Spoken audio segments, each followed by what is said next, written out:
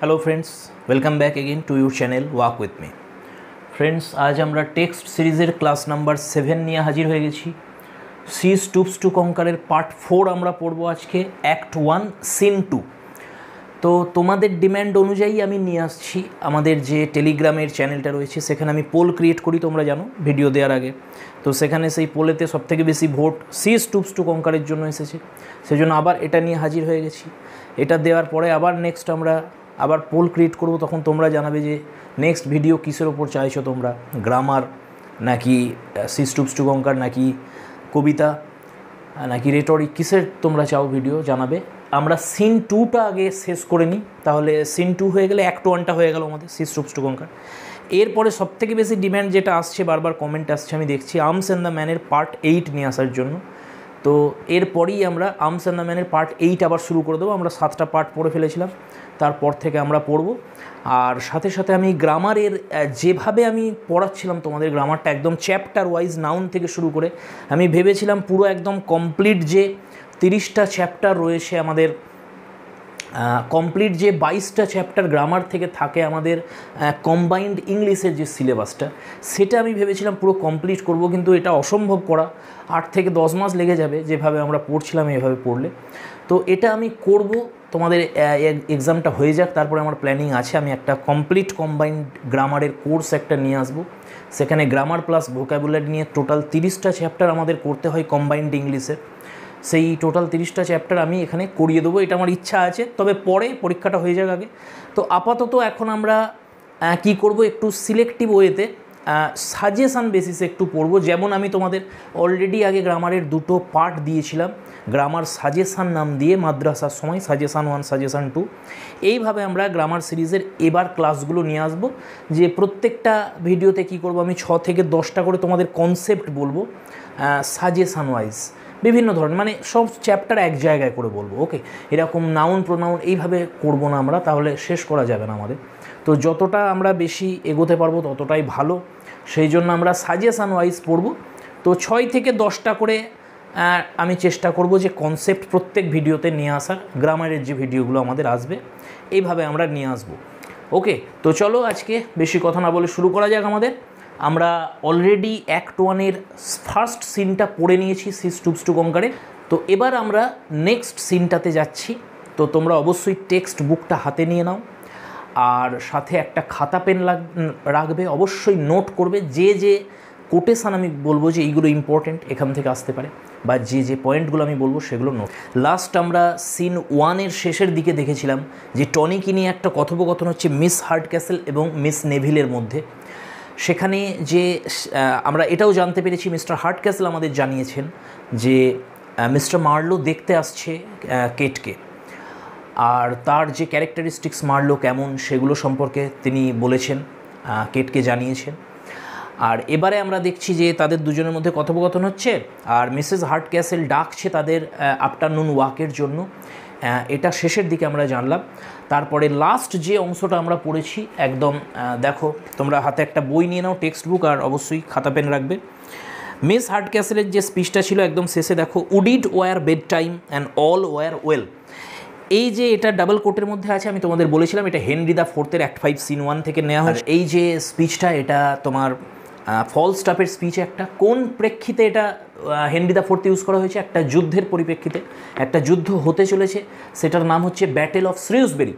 তার যে একদম প্রেক্ষাপট, সেখানেই সেই যুদ্ধ শুরু হবে, তার পূর্ব মুহূর্তে এই স্পিচটা দেওয়া হচ্ছে, ফলস্টপ দিয়েছেন, সেটাই এখানে উদ্ধৃত করেছে miss হার্ডক্যাসল।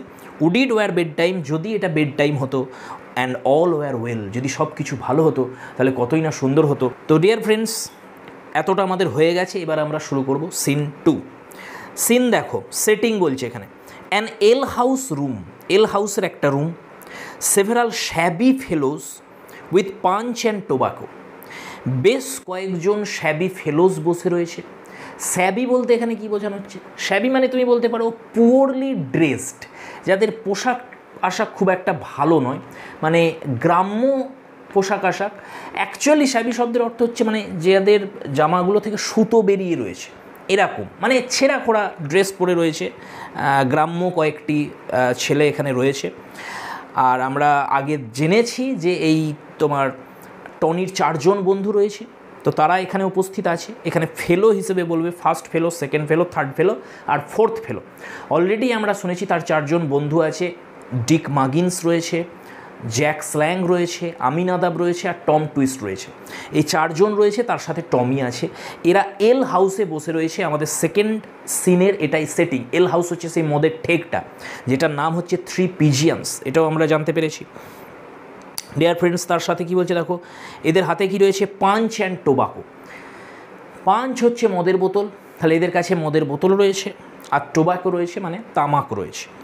Tony at the head of the table a little higher than the rest. একটা টেবিল রয়েছে, তার চারিদিকে এরা বসে মদ খাচ্ছে। টনি একটু উঁচুতে রয়েছে অন্যান্যদের থেকে, সেই হচ্ছে এদের যে তোমার টিম, তার হেড হচ্ছে টনি। এরা টেবিলের চারিদিকে বসে রয়েছে, টনি একটু উঁচুতে বসে রয়েছে। আর টনির হাতে কি রয়েছে দেখো, এ ম্যালেট ইন হিজ হ্যান্ড। তার হাতে একটা ম্যালেট রয়েছে। ম্যালেট হচ্ছে ছোট আকারের একটা কাঠের হাতুড়ি টাইপের রয়েছে। অ্যাকচুয়ালি যখন তোমরা দেখেছো তোমরা ফিল্মে, যে যখন নিলাম হয় কোনো একটা প্রপার্টি ধরো নিলাম হচ্ছে, সেখানে যে অকশনার থাকে তার হাতে একটা ছোট হাতুড়ির মতন থাকে। তারপরে এবং বিডিং শুরু হয়, 1 লাখ 2 লাখ 3 লাখ করে বিডিং হয়। যে লাস্টে দেখবে বলে যে 1 লাখ 1, 1 লাখ 2, 1 লাখ 3 দিয়ে ওই যে ম্যালেটটা থাকে সেটা দিয়ে ঠোকে টেবিলে। তো মনে হচ্ছে টনিকে দেখে এরকম, ও টেবিলের সামনে বসে রয়েছে একটু উঁচুতে, ওকে একজন অকশনার বলেই মনে হচ্ছে, যার হাতে একটা ম্যালেট রয়েছে। সে এবার কিছু একটা জানাতে চলেছে, সে একটা সিদ্ধান্ত জানাতে চলেছে। কি ঘটতে চলেছে এখানে আমরা দেখবো। এবার দেখো, আচ্ছা কতটুকু সেটিং দেখো। এই যে গোল্ডস্মিথের এই যে নাটকটা তোমরা দেখতে পাবে, এখানে সেটিংগুলো খুব ছোট ছোট, বেশি কিছু ইনি ইলাবোরেট ওয়েতে বলেন না। বা যখন কোনো ক্যারেক্টার আসবে দেখবে একটু পরে আমরা দেখতে পাবো যে মার্লো আর হেস্টিংসের প্রবেশ ঘটবে, তাদের সম্পর্কে কিছুই বলবে না, যে কেমন তারা ড্রেস পরে রয়েছে, কেমন দেখতে। তাদের কথোপকথনের মাধ্যমেই তাদের ক্যারেক্টারিস্টিক্সকে তুলে ধরবে, তাদের ড্রেসকে তুলে ধরবে। এটা খুব সুন্দর একটা বিষয়। কিন্তু তোমরা যখন আর্মস অ্যান্ড দ্য ম্যান পড়ছিলাম, যখন পড়াচ্ছিলাম তোমাদের দেখেছো যে কি ইলাবোরেট ওয়েতে সেই সেটিংগুলোকে তিনি বলেছেন। ফার্স্ট একটা সেটিং দেখো, গোটা পেজ জুড়ে শুধু সেটিং চলছে, রাইনার রুমটা কেমন, কী কী সেখানে রয়েছে, একদম মাইনিউট ডিটেলস তিনি বলেছেন। যখন প্রথম প্রবেশ করছে ব্লান্সলি, তার যে বর্ণনা, তার মাথা কেমন, তার চুল কেমন, তার চিনটা কেমন, তার সোলজার কেমন, কেমন মাইনিউট ওয়েতে তিনি বর্ণনা করেছেন। যখন সার্জিয়াস প্রবেশ করলো আমাদের সেকেন্ড অ্যাক্টে, সেখানে এখনও আমাদের আসেনি সেকেন্ড অ্যাক্টটা, আমরা জাস্ট শুরু করেছি মাত্র, তার সেটিংটাই 1 পাতা। আবার সেকেন্ড অ্যাক্ট পড়তে পড়তেই আমরা দেখব, পার্ট 8-এ দেখবে নিয়ে আসবো আমি, সেখানে সার্জিয়াস প্রবেশ করবে। তার যে ডেসক্রিপশান দেবেন বার্নার্ড শ, সেটা তো একটা কমপ্লিট এসে, যেন আমরা যেন একটা এসে পড়ছি মনে হবে সয়ের।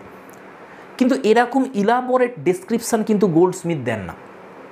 তোমরা ডিফারেন্সগুলো দেখতে পাচ্ছ ড্রামা পড়তে পড়তে।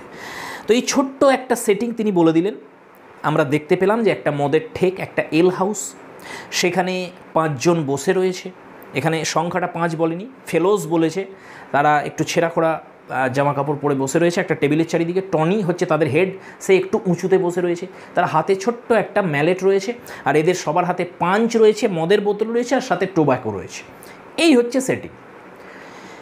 চলো এবার দেখা যাক কথোপকথনগুলো। অমনেস, ল্যাটিন শব্দ। অমনেস মানে অল, সবাই একসাথে কোরাসে বলছে। কি বলছে? হরিয়া হরিয়া হরিয়া ব্র্যাভো। মিনিংলেস শব্দটা আনন্দ করছে, ফুর্তি করছে, সবাই মদ খেতে খেতে চিৎকার করছে। ফার্স্ট ফেলো, ডিয়ার ফ্রেন্ডস, এখানে 4 জন ফেলোর কথা বলবে, মানে টনির 4 বন্ধু, কিন্তু নাম উল্লেখ নেই যে ফার্স্ট ফেলো মানে আসলে কে। আমরা জানতে পারবো এখান থেকে যে সেকেন্ড ফেলো আর ফোর্থ ফেলো, এই দুজনকে উল্লেখ আছে এখানে, আমি বলে দেবো তোমাদের। কিন্তু ফার্স্ট ফেলো আর থার্ড ফেলো আমরা জানতে পারছি না কে। ফার্স্ট ফেলো আর থার্ড ফেলো, এদের একজন হচ্ছে আমিন আদাব আর একজন টম টুইস্ট, কিন্তু কোনটা ফার্স্ট আর কোনটা থার্ড এটা আমরা জানতে পারছি না। বাকি দুজনের আমরা দেখব, সেকেন্ড ফেলো হচ্ছে আমাদের জ্যাক স্ল্যাং আর ফোর্থ ফেলো হচ্ছে ডিক মাগিন্স। এটা আমরা জানতে পারবো একটু পরেই, পড়তে পড়তে। চলো পড়া যাক। ফার্স্ট ফেলো বলছে, কি বলছে? Now gentleman, silence for a song, the squire is going to knock himself down for a song. আচ্ছা, নক হিমসেলফ ডাউন, এটার দ্বারা কি বোঝাতে চাইছে অ্যাকচুয়ালি? তো দেখো, ইনি চিৎকার করে বলছে ফার্স্ট ফেলো উঠে দাঁড়িয়ে যে সবাই এবার চুপ করুন, জেন্টলম্যান সবাই চুপ করুন। আমাদের যে তোমার স্কোয়ার মানে এখানে টনির কথা বলছে, টনি একটা গান গাইবে এখানে, এবং সে গান গাওয়ার জন্য কি করছে, ওই নক হিমসেল ডাউন মানে ওই যে হাতে ম্যালেটটা ছিল না ওর, সেই ম্যালেটটা দিয়ে ওর টেবিলে আঘাত করছে টনি, মানে ওইটা দিয়ে আঘাত করবে, যেন মনে হচ্ছে যে টনি একজন অকশানার, একটা ব্রিডিং হয়ে গেছে, এইবার সে সিদ্ধান্ত জানাচ্ছে ঠক ঠক করে আওয়াজ করে ওই তোমার হাতুড়িটা দিয়ে। তো এইটাই বলছে যে টনি এবার আমাদের একটা গান গিয়ে শোনাবে। অমনে সবাই একসাথে তখন কি বলছে, এ সং, একটা গান, বাহ, হোক হোক। টনি তখন কি বলছে, then I will sing you gentleman a song I made upon this ale house the three pigeons. একটা গান অবশ্যই আমি আপনাদের গিয়ে শোনাবো, যে গানটা আমি বানিয়েছি এই এল হাউসের ওপরে, দ্য থ্রি পিজিয়ন্সের ওপরে। ডিয়ার ফ্রেন্ডস, এখান থেকে প্রশ্ন আসতে পারে, একটা নোট করো তোমরা, যে টনি যে সংটা গিয়েছিল সেই সংটা কিসের ওপরে, কী নিয়ে, তার সাবজেক্ট ম্যাটারটা কী ছিল। তাহলে অবশ্যই তোমরা বলবে the song was about the L house. এখান থেকে আর একটা প্রশ্ন আসতে পারে যে এল হাউসটার নামটা কী ছিল, আমরা দেখতে পাচ্ছি নামটা ছিল থ্রি পিজিয়ান্স। একটু পরে আমরা আরও ডিটেলসে জানতে পারবো, অ্যাকচুয়ালের ফুল নেম হচ্ছে দ্য থ্রি জলি পিজিয়ান্স, একটু পরেই আমরা দেখতে পাবো, গানের মধ্যেই বলবে সে। ডিয়ার ফ্রেন্ডস, এগিয়ে চলি আমরা। সং, গান শুরু হচ্ছে। এবার পুরো যে অংশটা আছে, তিনখানা স্টানজা আমরা দেখতে পাবো, এই তিনটে স্টানজায় হচ্ছে গানটা, এটা একটা গান হচ্ছে যেটা টনি লিখেছে এই এল হাউসের ওপরে।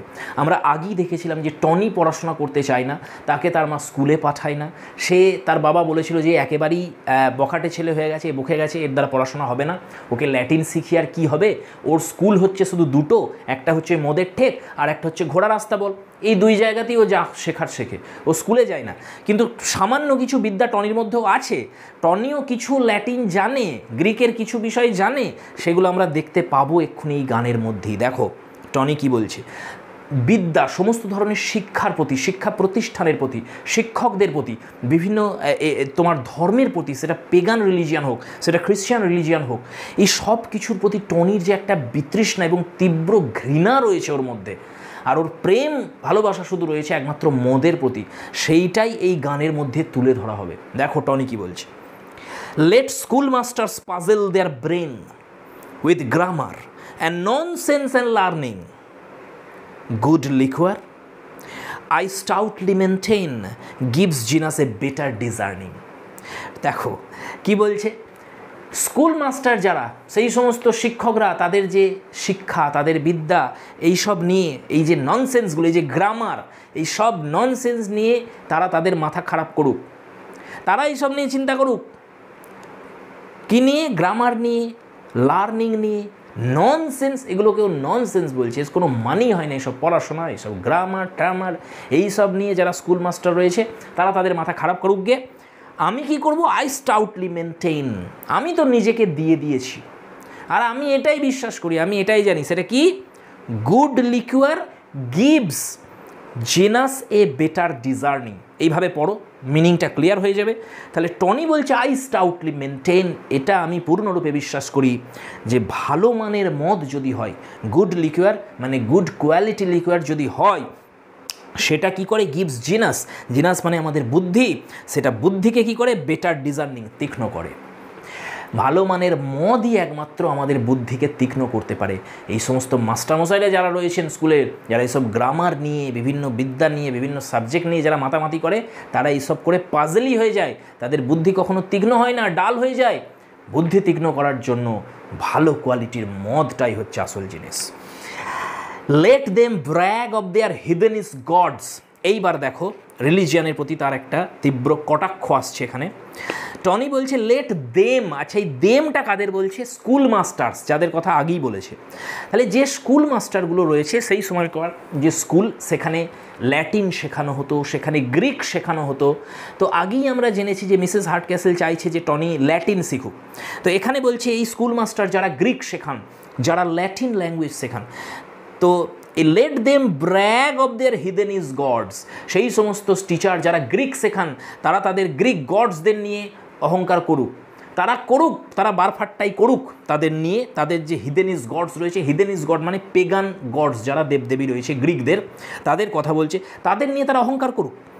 দে আর লিথিস, দে আর স্টিক্স, দে আর অ্যান্ড স্টিজিয়ান্স, তারা অহংকার করুক তাদের লিথি নিয়ে, তারা অহংকার করুক তাদের স্টিক্স নিয়ে, তারা অহংকার করুক তাদের স্টিজিয়ান্স নিয়ে। এই তিনটে শব্দ তোমরা আগে নোট করো, ভেরি ভেরি ইম্পর্টেন্ট, পরীক্ষায় আসার মতন, খুব ভালো করে নোট করো, এদের মিনিংগুলো দেখো। তাহলে কি বলছে, যারা ল্যাটিনে, যারা গ্রিক টিচার যারা রয়েছে, যারা স্কুলেতে শেখায় গ্রিক, তারা কি করে, ওই গ্রিকদের যে মাইথোলজি রয়েছে, সেই মাইথোলজির যে গডসরা রয়েছে, দেবদেবীরা রয়েছে, তাদের নিয়ে তারা অহংকার করে বেড়ায় যে অমুক দেবতা অমুক জিনিস কন্ট্রোল করে, অমুক দেবী অমুক জিনিস কন্ট্রোল করে, ন্যাচারাল যে পাওয়ার এগুলো যেগুলোকে তারা গড বলে মনে করে, তো তারা তাদের নিয়ে অহংকার করুক, তারা লিথিকে নিয়ে অহংকার করুক। এই লিথি কি, তোমরা অনেক জায়গায় এই নামটা পাবে, আমরা পড়তে শুরু করেছি already ode to a nightingale, একদম ফার্স্ট স্টানজাতেই তোমরা লিথি পাবে। কিটস উল্লেখ করেছেন, emptied some dull opiates to the drains 1 minute past and Lethe wards had sunk. Lethe আছে।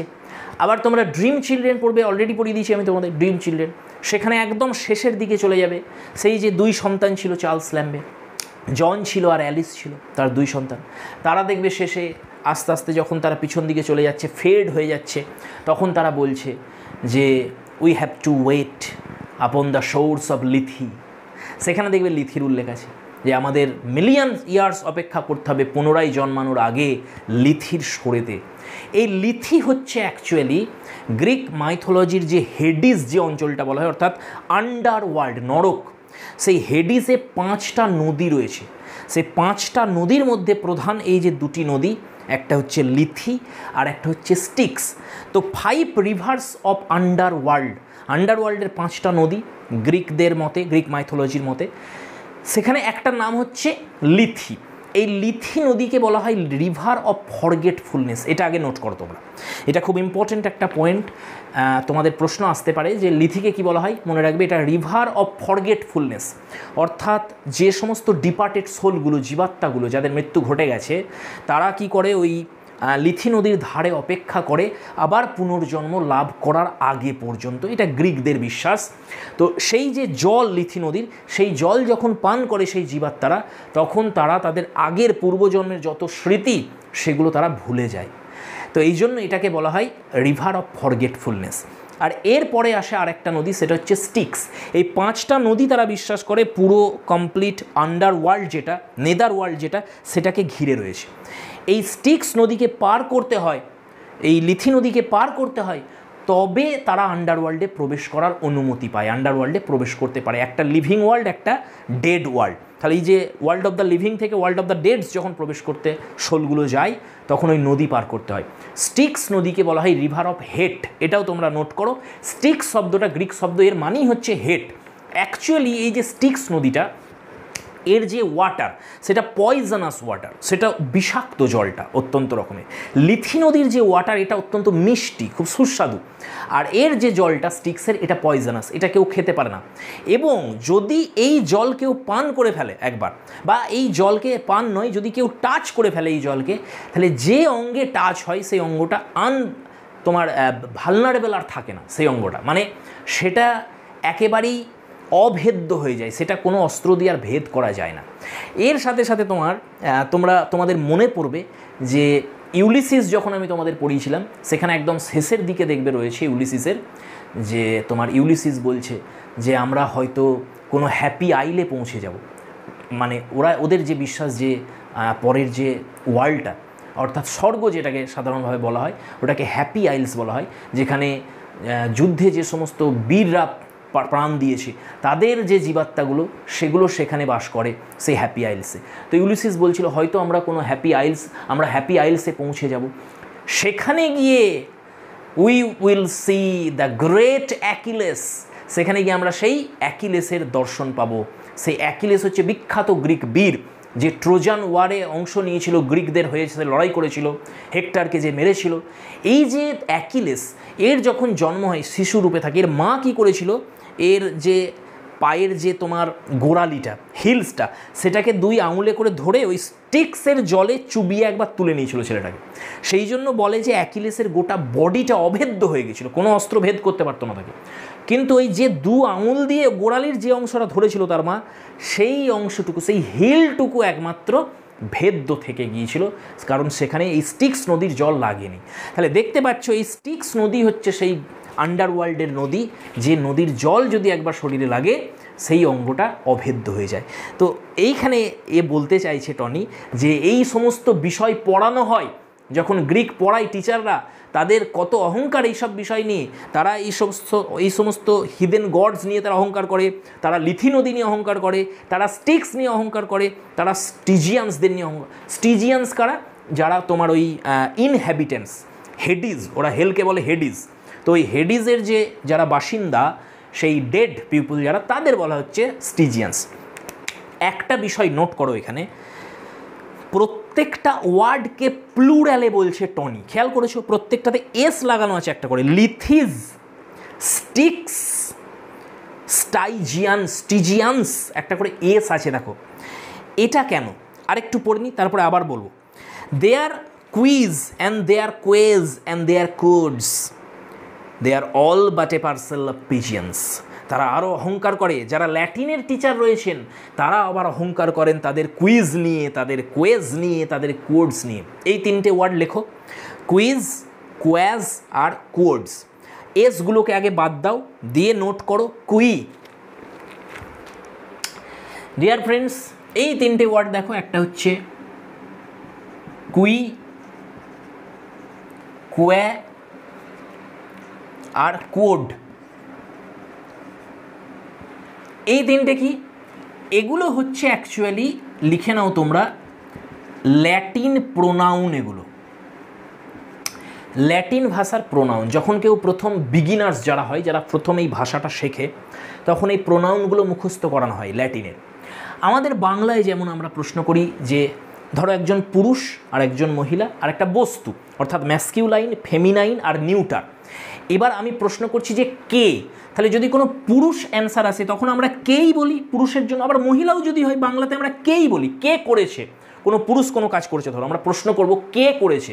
মহিলা হলেও প্রশ্ন করি কে করেছে, পুরুষ হলেও প্রশ্ন করি কে করেছে। আর যদি কোনো বস্তু হয় তখন আমরা বলি কি, কে এর জায়গায় তখন আমরা কি বলি, কি। এবার দেখো তো, এটার জন্য হু ইংলিশে আছে হু, এটার জন্য মহিলা হলেও ইংলিশে হু, পুরুষ হলেও ইংলিশে হু, আর যদি বস্তু হয় এটার জন্য ইংলিশে আছে হুইচ। এই তিনটে প্রোনাউন আছে। এইটাই তোমার ল্যাটিনে কি হয়, ল্যাটিনে ম্যাসকিউলাইন আর ফেমিনাইন আর নিউটারের জন্য আলাদা আলাদা শব্দ আছে।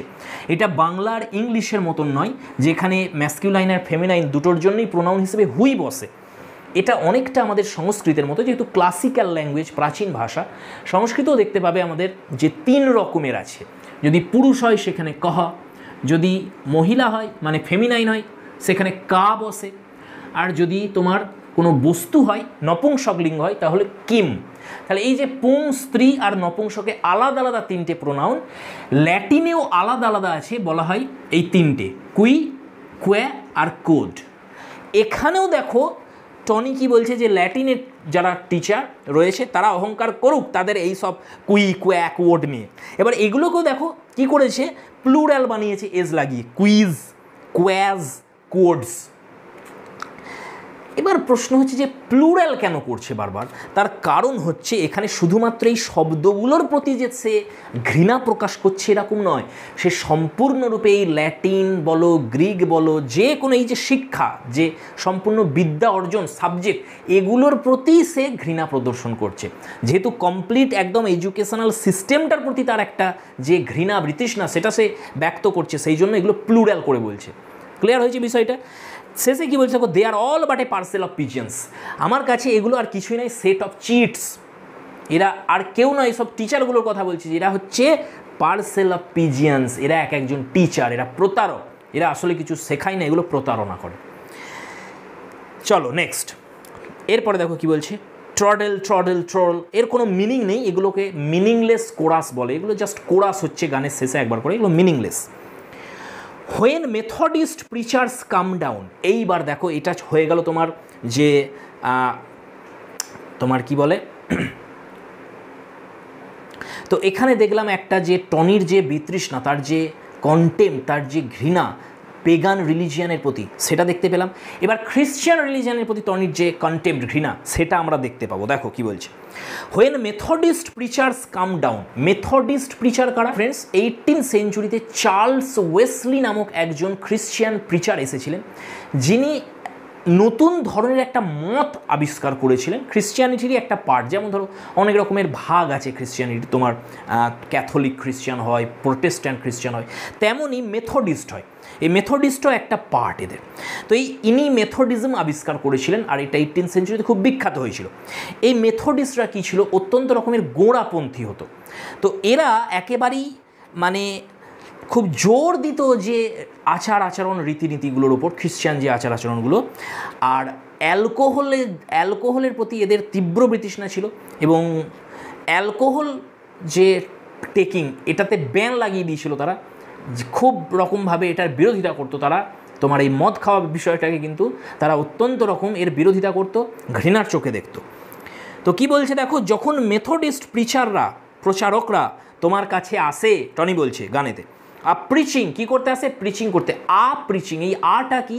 এই এটা হচ্ছে আসলে অন, এটাকে বলে ডিসগাইজড প্রিপোজিশন। প্রিপোজিশনে এটা আমি তোমাদের একটা কনসেপ্টে করিয়ে দেবো, disguised প্রিপোজিশনে।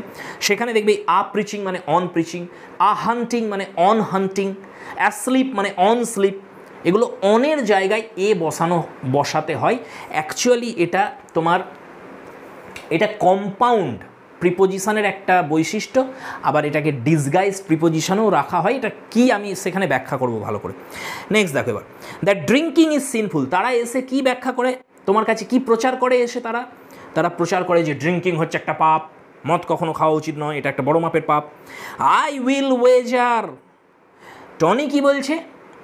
I will wager the rascals a crown. The rascals, ভালো করে খেয়াল করো, টনি বলছে এই রাস্কেলগুলোর জন্য আমি 1 ক্রাউনের বেট লাগাতে পারি। মানে ও বলতে চাইছে যে আমি এখানে এক ক্রাউন হচ্ছে সাম অফ মানি, তাহলে আমি 1 ক্রাউনের একটা বেট লাগিয়ে দিতে পারি এই রাস্কেলগুলোর সম্পর্কে। সেটা কিসের বেট লাগাতে পারে বলছে? They always preach best with a স্কিনফুল।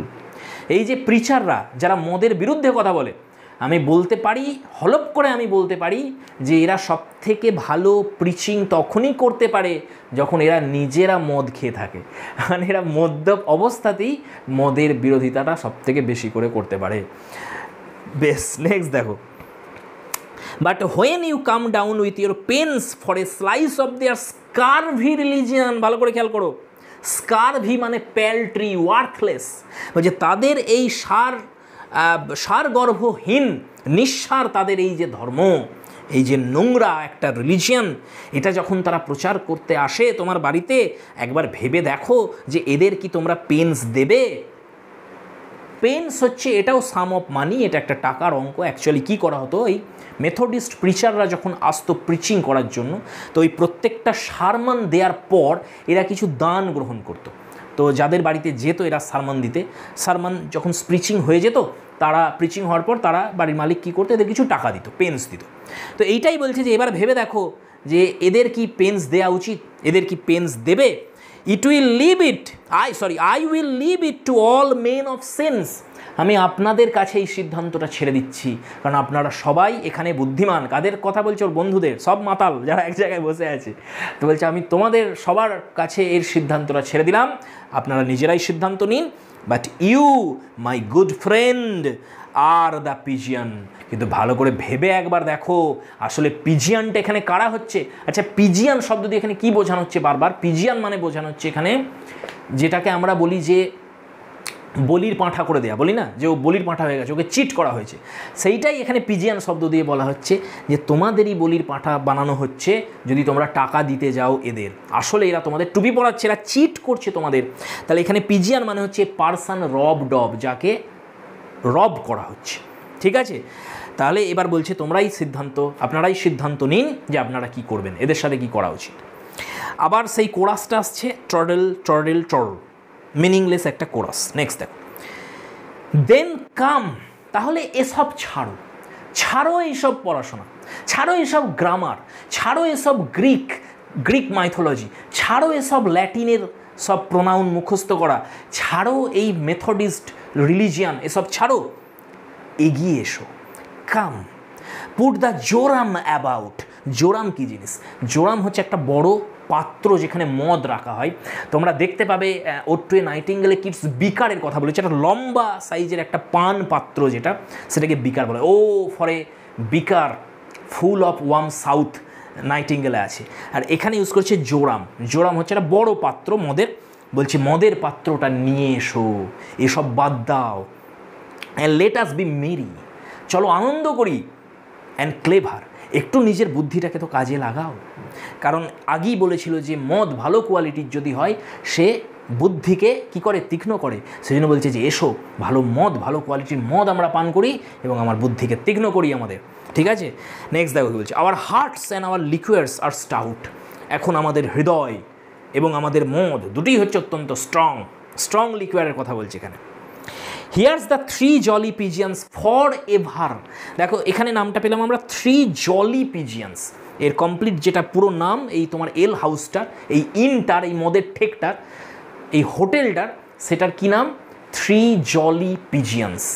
তো এইখানে কি বলছি যে ফর এভার, এটার মানে কি যে আমরা এই 3 জলি পিজিয়ান্স ইনের সমৃদ্ধি কামনা করি। আমরা কামনা করি আমাদের এই মদের ঠেক এ চিরন্তন হোক, চিরকাল থাকুক, এর সমৃদ্ধি হোক আরও। নেক্সট দেখো কি বলছে তারপর, লেট সাম ক্রাই আফ, চলো আমরা একটু জয়ধ্বনি দিই। কাদের নামে জয়ধ্বনি দিই? দেখো, woodcock or hare, your bustards, your ducks, your widgeons, আমরা এদের সবার নামে একবার জয়ধ্বনি দিই চলো। আর আমরা সমৃদ্ধি কামনা করি আমাদের এই মদের ঠেকের ওপরে, মদের ঠেকের জন্য। আচ্ছা, আমি তোমাদের আগেই বলেছিলাম কান্ট্রি সাইড এরা নেচারের সঙ্গে মিশে থাকে। সমস্ত যে তোমার অ্যানিম্যাল রয়েছে এরা একসাথে থাকে, সেই জন্য অ্যানিম্যাল, বারবার অ্যানিম্যালের উল্লেখ আসছে। এদের মদের ঠেকের নামটাও হচ্ছে একটা অ্যানিম্যাল, তোমার একটা বার্ডস নিয়ে, পিজিয়ান্স। আবার টনিদের যে বাড়িটা সেটার নাম আমরা দেখব বাকস হেড। সেখানে আমরা দেখতে পাবো যে বাঘ হচ্ছে একটা তোমার পুরুষ হরিণ, তার যে সিম্বলস, তার গেটেতেও দেখবো আমরা হরিণের শিংয়ের মতন দুটো হর্ন লাগানো আছে শিং। আর প্রত্যেকটা সেই সময়কার যে ইনগুলো হতো হোটেলগুলো, সেই ইনগুলো প্রত্যেকটার একটা করে সিম্বল থাকতো। এই সিম্বল দেখে চেনা যেত যে কোনটা কোন ইন। আর এই প্রত্যেকটা সিম্বল হতো কোনো না কোনো প্রাণীর কোনো অঙ্গ, বা কোথাও দেখবে পিজিয়ান্স। এই হোটেলটার এটার পরিচয় হচ্ছে এটা পিজিয়ান্সের নাম, এটা পায়রার তোমার পিজিয়ান্স দিয়ে নাম হয়েছে। তার তোমার টনিদের যে বাড়ি সেটা হচ্ছে বাক্সেড। তো এইখানে অনেক অ্যানিম্যালের নাম আমরা বারবার পাবো এখানে, যেহেতু এটা কান্ট্রি সাইড। তো ডিয়ার ফ্রেন্ডস, এরা ওই মদ খেয়ে এবার ফুর্তি করছে, আনন্দ করছে, বলছে চলো একটু জয়ধ্বনি দিয়ে আমরা কাদের নামে? এই যে বিভিন্ন পাখির নাম উল্লেখ করেছে এখানে দেখো, উডকক, বাস্টার্ড বড় ধরনের পাখি একটা, ডাকস, উইজিয়ান্স, এদের নামে আমরা জয়ধ্বনি দিই। এবার তোমরা বলে দাদা হেয়ার কোথা থেকে চলে এলো? হেয়ার তো কোনো পাখি নয়। হ্যাঁ, হেয়ার কোনো পাখি নয়, কিন্তু হেয়ারটা কেন ইউজ করছে জানো? এই 3 নম্বর লাইনে দেখো, এর পরের একটা লাইন বাদ দিয়ে দেখো লাস্টে আছে এয়ার, অর্থাৎ এটা রাইম করার জন্য, মেলানোর জন্য হেয়ারটাকে ইউজ করেছে এখানে। তারপরে বলেছে দেখো, but of all the gay birds in the air, এই এয়ারের সঙ্গে হেয়ারকে মিলিয়েছে। তাহলে বলছে আমরা হেয়ারের নামে জয়ধ্বনি দিই, উডককের নামে, বাস্টার্ডের নামে, ডাকের নামে, উইজিয়ানের নামে। কিন্তু এই সমস্ত যে গে বার্ডসগুলো রয়েছে, মানে এই সমস্ত যে পাখিগুলো যাদের নাম আমরা বলছি, যাদের নামে জয়ধ্বনি দিলাম, এদের সবার মধ্যে থেকে ইন দ্য এয়ার, যারা আকাশে ওড়ে, এই আকাশে যাদের দেখা যায় এই সব পাখিদের থেকে, এরপরে গ্যাপ রয়েছে, বলা নেই, কিন্তু এইখানে অ্যাড করব আমরা আই ফেভার দ্য পিজিয়ান্স। এদের সবার মধ্যে থেকে আমার যেটা সব থেকে প্রিয় সেটা হচ্ছে পিজিয়ান্স, এটাই বলতে চাইছে ও।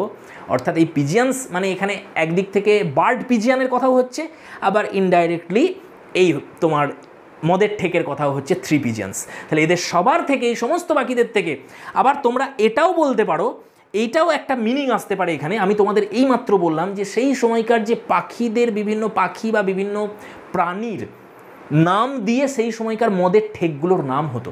তাহলে এটাও হতে পারে যে তাদের এলাকায় যত তোমার মদের ঠেক আছে সেগুলোর নামই জয়ধ্বনি হচ্ছে।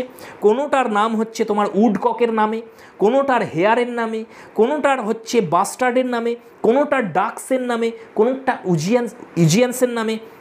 এই সবার নামে একটা করে এল হাউস আছে, কিন্তু টনি বলছে আমার যে এল হাউসটা সব থেকে বেশি পছন্দ সেটা হচ্ছে পিজিয়ান্স, অর্থাৎ 3 পিজিয়ান্স। এটাও মিনিং হতে পারে। আর এটার একটা উল্লেখ আমরা দেখতেও পাবো একটু পরে, আরও অনেক এল হাউসের উল্লেখ আসবে। তো কি বলছে দেখো, here's a health to the three jolly pigeons, আবার ওই একই কথা বলছে যে চলো একবার আমরা সকলে আমাদের এই থ্রি পিজিয়ান্স এল হাউসের সমৃদ্ধি কামনা করি, এসো বন্ধুরা এসো। ট্রডেল টরোজেল টরল, আবার সেই মিনিংলেস একটা কোরাস চলছে। তো এই হচ্ছে টনির গান। তোমরা আশা করছি খুব ক্লিয়ারলি বুঝে গেছো এই গানটার মিনিং কী কী এখানে বর্ণনা করা হয়েছে। টনির এই গানটা লিখেছে এল হাউসের ওপরে। এই গানের মধ্যে টনি সমস্ত ধরনের লার্নিং, সমস্ত স্কুল টিচার তাদের ব্যঙ্গ করেছে, যে মেথডিস্ট অর্থাৎ খ্রিস্টান রিলিজিয়ান তাকে ব্যঙ্গ করেছে, পেগান রিলিজিয়ানকে ব্যঙ্গ করেছে। কি কি উল্লেখ এসেছে আমরা এখানে দেখতে পেলাম। এখানে গ্রিক তোমার হেডিসের যে নদী লিথি তার উল্লেখ এসছে, রিভার অফ ফরগেটফুলনেস। স্টিক্স হচ্ছে রিভার অফ হেট, আর স্টিজিয়ানস হচ্ছে ইনহ্যাবিটেন্টস অফ হেল। দেম শব্দে এখানে স্কুল মাস্টারদের বোঝানো হয়েছে। স্কারভি রিলিজিয়ান, স্কারভি মানে প্যালট্রি, ওয়ার্থলেস, এগুলো সব আমরা পেলাম। জোরাম শব্দের অর্থ মনে রাখবে, জোরাম হচ্ছে মদের একটা বোল, একটা পাত্র বড়। ডিয়ার ফ্রেন্ডস, চলো আমরা এগিয়ে যাই। নেক্সট অমনেস, আবার সবাই এক জায়গায় হয়ে তখন বলছে ব্র্যাভো ব্র্যাভো, দারুণ দারুণ, কোনো তুলনা নেই। ফার্স্ট ফেলো তখন বলছে the squire has got spunk in him, spunk মানে স্পিরিট, বলছে স্কোয়ার সত্যিই খুব স্পিরিটেড ব্যক্তি, খুব বড় স্পিরিট রয়েছে তার মধ্যে, সেই জন্য এত সুন্দর গান সে গেয়ে শোনালো আমাদের। ডিয়ার ফ্রেন্ডস, আমরা এগিয়ে যাব।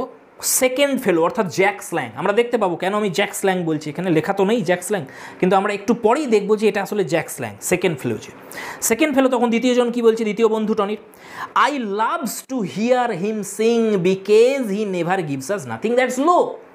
ভালো করে খেয়াল করো ল্যাঙ্গুয়েজটা একবার, আই লাভস, আই হচ্ছে ফার্স্ট পার্সন, আয়ের সঙ্গে তো লাভ হওয়া উচিত, থার্ড পার্সন সিঙ্গুলারের সঙ্গে লাভ হয়, লাভস হয়, কিন্তু আয়ের সঙ্গে লাভস ইউজ করে দিয়েছে। ওই যে বলেছিলাম কান্ট্রি সাইডের কলোকুয়াল ল্যাঙ্গুয়েজ, গ্রামের মানুষদের ল্যাঙ্গুয়েজ, এটা ঠিক স্ট্যান্ডার্ড ইংলিশ নয়, স্ট্যান্ডার্ড ইংলিশ থেকে ডেভিয়েট করে, গ্রামারের দিক থেকেও, শব্দ চয়নের দিক থেকেও।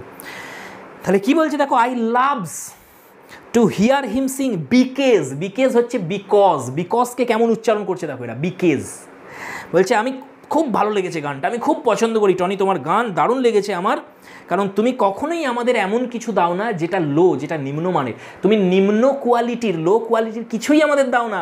এখানে মদেরও উল্লেখ আসছে একটা, মানে মদটাও তুমি যেটা আমাদের খাওয়াচ্ছ, আমরা দেখতে পাবো একটু পরে এই সব খরচা টনিই দেয়, এদের যে মদ খাওয়াচ্ছে এটা টনিই খাওয়াচ্ছে। তো টনি তুমি আমাদের সবসময় হাই কোয়ালিটির একদম স্ট্রং লিকুয়ার খাওয়াও, আর তোমার যে গান এরও কোয়ালিটি, খুব উচ্চ মার্গের গান তুমি আমাদের শুনিয়েছো। আচ্ছা নেক্সট দেখো, থার্ড ফেলো তখন কি বলছে, oh damn anything that's low I cannot bear it, যা কিছু লো, যা কিছু নোংরা নিম্নরুচির সেটা আমি কোনোদিন পছন্দ করি না। টনির গান খুব ভালো।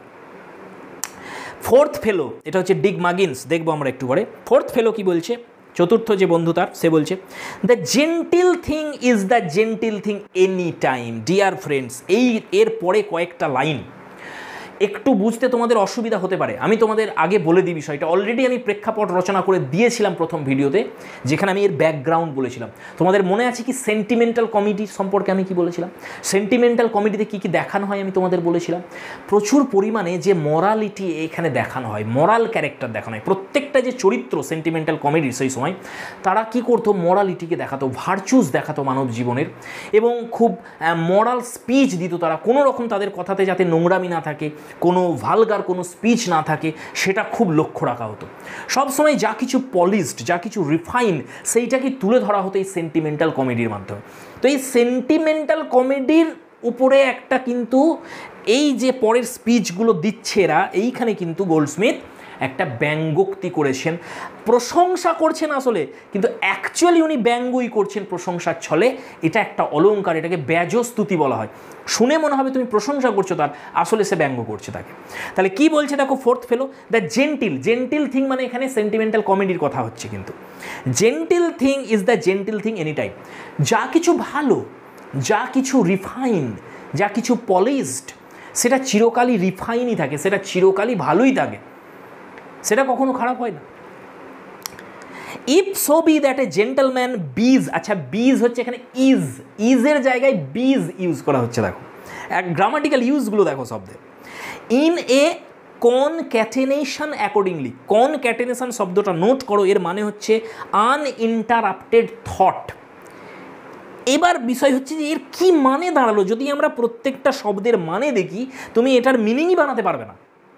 এর একটা কারণ রয়েছে, এখানেও কিন্তু একটা তোমার ব্যঙ্গোক্তি রয়েছে ওই সেন্টিমেন্টাল কমেডির প্রতি। সেন্টিমেন্টাল কমেডির যে ক্যারেক্টারগুলো হতো, তাদের যে তোমার কি বলে এটাকে, তাদের যে ডায়লগগুলো যারা রচনা করতেন, এত ভারী ভারী শব্দ সেখানে ইউজ করা হতো, কঠিন কঠিন শব্দ ইউজ করা হতো, সেইটাকে একটা ব্যঙ্গ করা হয়েছে এইখানে। এই শব্দের, এই শব্দটার এখানে আসেই না, এরকম একটা শব্দ ইউজ করে দিই। অর্থাৎ লেখক ইউজ করছেন, যে বলছে স্পিকার সে নিজেও জানে না যে এরকম একটা সিচুয়েশানে এই শব্দটা কি খাপ খাচ্ছে এই জায়গাতে, এরকম একটা ভারী শব্দ, এরকম একটা এলিট একটা ওয়ার্ড না, কিন্তু সে ইউজ করে দিচ্ছে।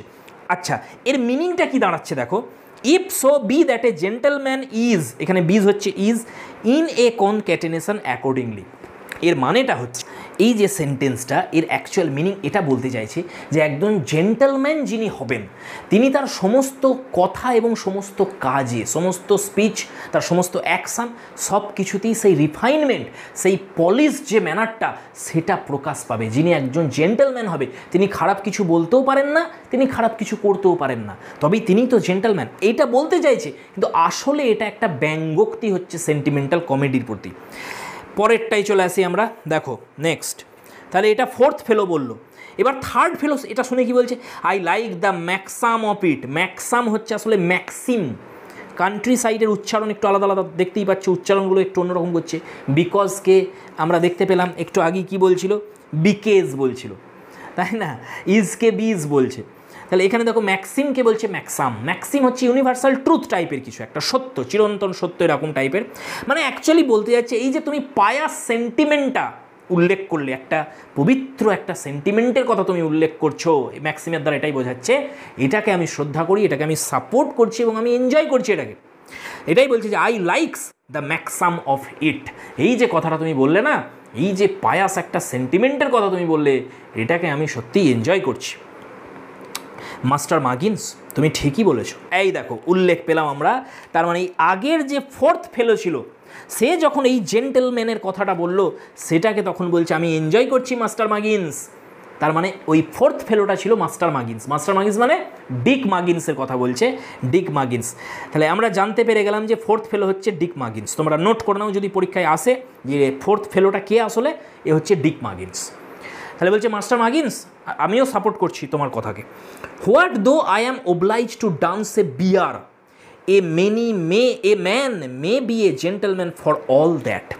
দেখো কি বলছে, বলছে যদি কখনো এরকম কোনো কাজ করতে আমি বাধ্য হই, যেখানে গোটা গ্রামের মানুষের সামনে একটা বিয়ারের পোশাক পরে আমাকে নাচ করতে হয় তাদের সামনে, এরকম একটা একটা ওয়ার্কও যদি আমাকে করতে বাধ্য করানো হয় কোনো দিন, তখনও কিন্তু আমি একজন জেন্টলম্যানই থাকবো। কারণ আমি কোনো কিছু পছন্দ করি না, যা কিছু করি আমি সেটা হাই কোয়ালিটিরই হয়। এখানেও একটা কিন্তু প্রিকিং রয়েছে ওই সেন্টিমেন্টাল কমেডির প্রতি। তাদের যে ক্যারেক্টারগুলো হতো, সেগুলো যেমন পোশাক পরে অভিনয় করতো, যে ক্যারেক্টারগুলো, প্রত্যেকটা ক্যারেক্টারই হতো অত্যন্ত মরাল ক্যারেক্টার। সেইখানে দেখো একটু ব্যঙ্গ রয়েছে, এই বিয়ারের পোশাক পরে যে নাচার কথা হচ্ছে, এইখানেও একটু ব্যঙ্গ কিন্তু রয়েছে ওই সেন্টিমেন্টাল কমেডির প্রতি। নেক্সট কি বলছে দেখো, may this be my poison if my bear ever dances but to the very genteelest of tunes. Dear friends, দেখো কি বলছে, যদি আমাকে নাচতে সত্যিই বাধ্য করা হয়, একটা গোটা ভিলেজ পিপলের সামনে আমাকে নাচতে বাধ্য করা হচ্ছে একটা বিয়ারের পোশাক পরে, এরকম একটা একটা সিচুয়েশানে থেকে আমি নিজেকে জেন্টলম্যান প্রমাণ করার জন্য আমি কি করতে পারি, আমি কিন্তু কোনো লো টিউনে নাচবো না, এমন কোনো নোংরা কোনো ফ্লিপ্যান্ট কোনো সঙ্গে আমি নাচবো না। আমি এমন সঙ্গে নাচবো যে সংটাই হচ্ছে অত্যন্ত হাই কোয়ালিটি, উচ্চ মার্গের কোনো সঙ্গীত বাজাতে হবে, তবেই আমি নাচবো সেই পোশাক পরে। সেই উচ্চ মার্গের যে সঙ্গীত হবে তার এক্সাম্পলও দিয়েছে, কেমন গান হতে হবে ওয়াটার পাটেড, আর হতে হবে দ্য মিনুয়েট ইন অ্যারিয়াডনে। এই অ্যারিয়াডনে হচ্ছে একটা অপেরা, যে অপেরাটা লিখেছিলেন তোমার জর্জ হ্যান্ডেল বলে একজন লিখেছিলেন। তোমরা নোট করো এটা ডিয়ার ফ্রেন্ডস, অ্যারিয়াডনে এটা একটা অপেরার নাম, একটা ড্রামার নাম, যার লেখক হচ্ছে জর্জ হ্যান্ডেল। নোট করে নাও, এই অ্যারিয়াডনের যে ড্রামা, সেখানে একটা গান ছিল, সেই গানটা হচ্ছে তোমার মিনুয়েট। এটা নোট করো। তো এরকম গান বাজাতে হবে, খুব সুন্দর গান ছিল এটা। আর একটা উল্লেখ করছি দেখো, ওয়াটার পার্টেড, এটা একটা গানের নাম। এই গানটা কোথায় দেখা যাচ্ছে তার উল্লেখ করো, আমি সেটা নোট করে নাও, আমি তোমাদের বলছি। এটার লেখক হচ্ছে Thomas Arne. Thomas Arne, dear friends, Thomas Arne ইনি লিখেছিলেন একটা ড্রামা। এটার নামটা আমি তোমাদের লিখে দিচ্ছি, লেখো। এটার হচ্ছে তোমার আর্টাজাক্সিস, ড্রামাটার নাম এটা আর্টাজাক্সিস। নোট করো, ARTAX ERXES, ঠিক আছে। এইটা হচ্ছে ড্রামাটার নাম, বিদঘুটের নাম একটা দেখো, আর্টাজাক্সিস। এটার লেখক হচ্ছেন টমাস আর্নি। এই ড্রামাটাতে একটা গান ছিল যেটার নাম হচ্ছে ওয়াটার পার্টেড। আর এর আগে আরেকটা ড্রামা পেলাম আমরা আরিয়াডনে, যেটার লেখক হচ্ছেন জর্জ হ্যান্ডেল। সেখানে আরেকটা গান ছিল যেটার নাম হচ্ছে মিনুয়েট। এই রকম উচ্চ মার্গের সঙ্গীত যদি বাজানো হয় তবেই আমি সেই বিয়ারের পোশাক পরে নাচ করব। কোনো লো সঙেতে কিন্তু আমি নাচবো না কখনোই, কারণ আমি জেন্টলম্যান, আর জেন্টলম্যানরা কখনো লো কিছুতে অভিনয় করতে পারে না। নেক্সট দেখো, এটা শুনে সেকেন্ড ফেলো কি বলছে, what a pity it is the squire is not come to his own. এবার একটু প্রসঙ্গ বদলে সেকেন্ড ফেলো অর্থাৎ জ্যাক স্ল্যাং সে বলছে, সেকেন্ড ফেলো কী করে জ্যাক স্ল্যাং এরপরই দেখবো আমরা। সেকেন্ড ফেলো বলছে এটা কতই না দুঃখের বিষয় যে আমাদের মাস্টার টনি, আমাদের স্কোয়ার টনি, সে এখনও তার এজ অফ ডিসক্রিশনে পৌঁছাতে পারেনি, অর্থাৎ এখনও তার 21 বছর বয়স হয়নি। এটা কতই দুঃখের বিষয়। অর্থাৎ এখানে ওন মানে বলতে চাইছি has not got his father's property, সে এখনও তার বাবার যে প্রপার্টি, যে মানি, যেটা আমরা আগে শুনেছিলাম যে 1500 পাউন্ড করে সে বছরে পাবে, সেটা এখনও সে পায়নি। এটা কত দুঃখের বিষয়। It would be well for all the পাবলিক্যান্সের মানে লেখো ইনকিপার্স, অর্থাৎ এই মদের ঠেকের মালিক যারা, তাদের কথা বলছে, সমস্ত পাবলিক্যান্সের কথা বলছে। Within 10 Miles round of him, এই যে আমি তোমাদের বলছিলাম আরও অন্যান্য মদের ঠেকের উল্লেখ আসবে। তাহলে বলছে আমাদের এলাকার 10 মাইলের মধ্যে যত মদের ঠেক রয়েছে, পাবলিক্যান্স রয়েছে, তাদের যে মালিক মদের ঠেকের, তাদের জন্য এটা কতই না ভালো হবে যখন টনি এজ অফ ডিসক্রিশনে আসবে, অর্থাৎ 1500 পাউন্ড করে সে বছরে পাবে। অর্থাৎ এখন তো সে 1500 পাউন্ড পায় না, তাই আমাদের কত মদ খাওয়াচ্ছে এখানে এসে। যখন সে পেয়ে যাবে টাকাটা হাতে, তখন সে কী না করবে। যত মদের ঠেক আসছে, সমস্ত মদের ঠেকে আমরা যাব, সবাই খুশি, সবাই শুধু মদ খাবো, আনন্দ করব, তারাও খুশি, মদের ঠেকের মালিকরাও, আমরাও খুশি। তো এটা বলছে এরা। এবার দেখো এই কথা শুনে টনি তখন কি বলছে দেখো, ইকর্ড, নিশ্চয়ই, অবশ্যই, বাই গড, ইকর্ড মানে by god, and so it would master Slang. এই দেখো উল্লেখ করেছে, তুমি ঠিকই বলেছো মাস্টার স্ল্যাং। তাহলে এখানে এই স্ল্যাং হচ্ছে আসলে জ্যাক স্ল্যাং, তাকে মাস্টার বলে ডিগ মাগিন্সকে বলেছিল মাস্টার মাগিন্স। তার মানে বোঝা গেল যে সেকেন্ড ফেলোটা হচ্ছে আসলে জ্যাক স্ল্যাং। তখন বলছে তুমি ঠিকই বলেছো master Slang. I would then show what it was to keep choice of company. তখন যখন টাকাটা আমি পেয়ে যাব, তখন আমি দেখিয়ে দেবো জগৎকে যে ভালো মানুষদের, যারা বেস্ট পিপল, জগতের সবথেকে শ্রেষ্ঠ মানুষ যারা, তাদের কিভাবে এন্টারটেন করতে হয় সেটা আমি দেখিয়ে দেবো তখন। তো এখানে দেখো এন্টারটেন বেস্ট পিপল, সেটা সে দেখিয়ে দেবে। এখানে বেস্ট পিপল কাদের বলছে? মাতালগুলোকে বলছে, তার বন্ধুগুলোকে। এরাই হচ্ছে টনির কাছে বেস্ট পিপল। বাকি যারা তারা তো রাস্কেল, সে তো আগেই রাস্কেল শব্দে উল্লেখ করেছিল গানেতে। তখন বলছে এই বেস্ট পিপলদের কীভাবে এন্টারটেন করতে হয় আমি তখন দেখিয়ে দেবো, যখন টাকাটা হাতে পাবো আমি। সেকেন্ড ফেলো অর্থাৎ জ্যাক স্ল্যাং বলছে, oh he takes after his own father for that. এই কথা শুনে জ্যাক স্ল্যাং খুশি হয়ে বলছে, আরে টনি একেবারে তার বাবার ওপরেই গেছে, একেবারে তার বাবার মতো টনি। এখানে বাবা বলতে কার কথা বলছে? টনি, ওই তোমার মিস্টার লাম্পকিনের কথা বলছে, যে মিসেস হার্টকেসেলের প্রথম যে স্বামী ছিল, টনির যে বাবা প্রকৃত, সেই লাম্পকিনের কথা বলছে। মিস্টার লাম্পকিন বলছে তার মতনই হয়েছে টনি একেবারেই। মিস্টার লাম্পকিনের চরিত্র সম্পর্কে এবার জানতে পারবো আমরা, যে কেমন মানুষ তিনি ছিলেন। তার মানে ইনি মারা গেছেন, ইনি আর নেই, সেই জন্য বলছে তিনি কেমন মানুষ ছিলেন তার সম্পর্কে আমরা এখানে জানতে পারবো।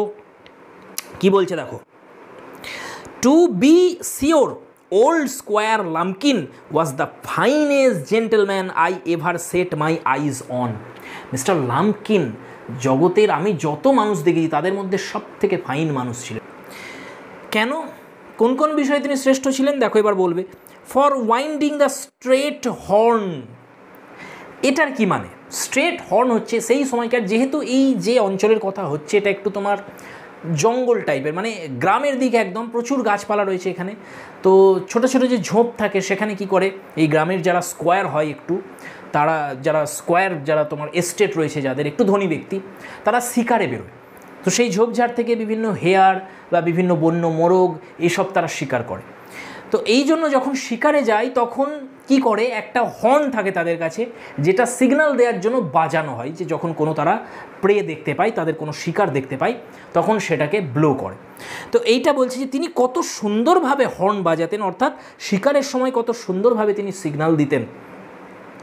Or beating a thicket for a hare, আর তিনি কত সুন্দরভাবে, তার স্কিল ছিল যে একটা ঝোপ থেকে কেমনভাবে লুকিয়ে থাকা একটা হেয়ারকে তিনি বার করে আনতেন।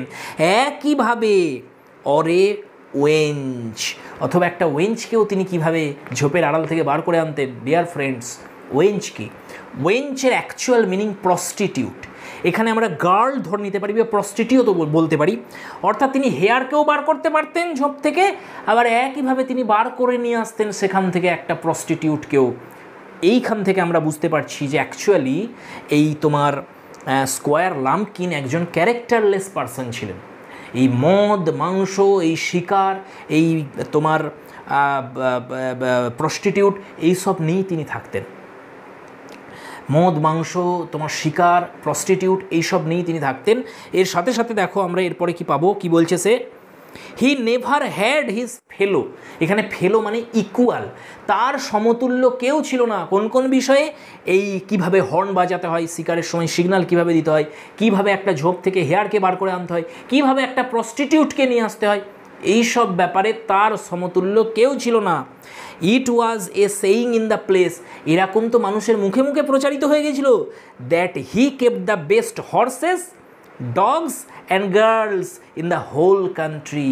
গোটা দেশেতে আমাদের তার মতো নাম, এখানে কান্ট্রি মানে অ্যাকচুয়ালি দেশ নয়, মানে গ্রাম্য এলাকার সেই মানে পুরো লোকালিটিতে তার মতন ভালো ঘোড়া কারুর ছিল না, তার মতন ভালো ডগস কারুর ছিল না, তার মতো ভালো গার্লস কারুর ছিল না। এইখানে গার্লস শব্দের অর্থ আমরা নেব মেডস, অর্থাৎ কাজের মেয়ে।